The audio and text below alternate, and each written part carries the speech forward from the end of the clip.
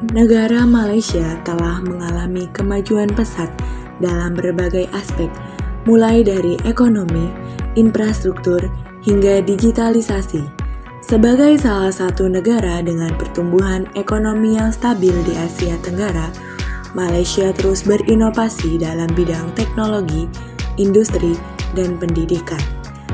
Gen Z menjadi salah satu pilar utama dalam membawa Malaysia menuju masa depan yang lebih maju dan kompetitif di kancah global. Di era digital ini, Gen Z di Malaysia tumbuh dengan teknologi di ujung jari mereka. Namun, di balik kemudahan ini, tersembunyi tantangan besar bagi kesehatan mental mereka. Tekanan dari media sosial, tuntutan akademis, dan ketidakpastian masa depan telah meningkatkan tingkat stres, kecemasan, dan depresi di kalangan Gen Z. Di tengah perkembangan zaman yang serba cepat, Gen Z perlu memiliki keterampilan yang tidak hanya mendukung ketahanan mental mereka, tapi juga memberikan peluang ekonomi. Maka dari itu, tim pengabdian kepada masyarakat kolaborasi internasional oleh Dr. Iswandi MA, Rizka Wijayanti SHMH, Dewi Manda Anggraini SE MBA, dan Mayor Muhammad Apip Aiman bin Abu Bakar. Pelatihan ini berlangsung di Non-Governmental Organization atau NGO Independent Living Center ILC Universitas Utara Malaysia, yang merupakan lembaga pemberdayaan komunitas melalui pendidikan dan pelatihan keterampilan.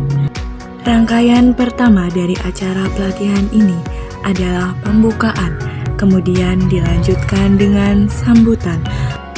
Selanjutnya adalah pemaparan materi pengabdian kepada masyarakat kolaborasi internasional, diantaranya meliputi yang pertama, pengembangan karakter generasi Z di tengah distribusi mental health oleh Febroza Belda MSI.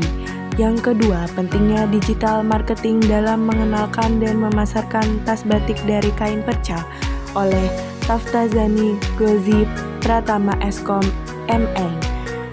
Dan yang terakhir yaitu forum group discussion pelatihan pembuatan tas dari kain perca batik oleh tim PKM Kolaborasi Internasional.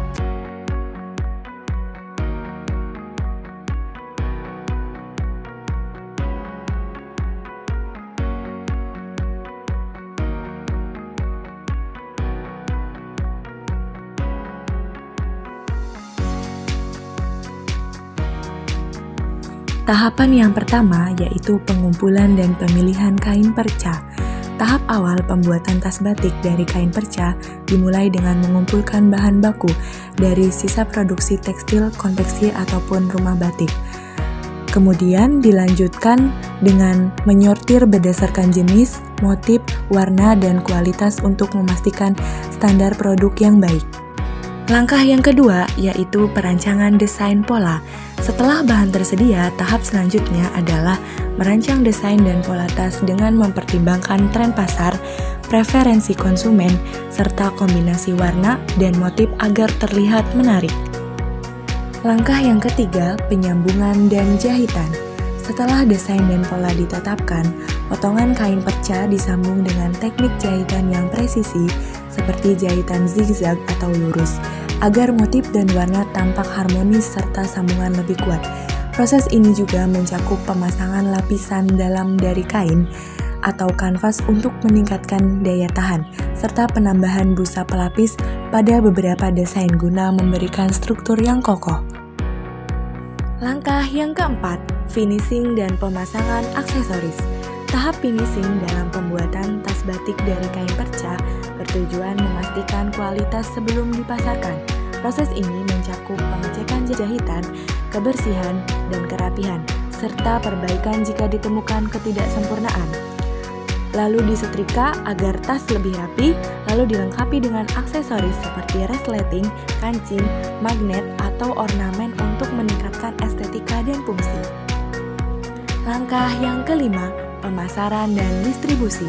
Setelah produksi selesai, tas batik dari kain perca dipasarkan melalui e-commerce seperti Shopee, Tokopedia, Instagram, dan website resmi untuk menjangkau pasar luas, termasuk internasional. Strategi offline seperti pameran UMKM dan kolaborasi dengan toko lokal juga diterapkan.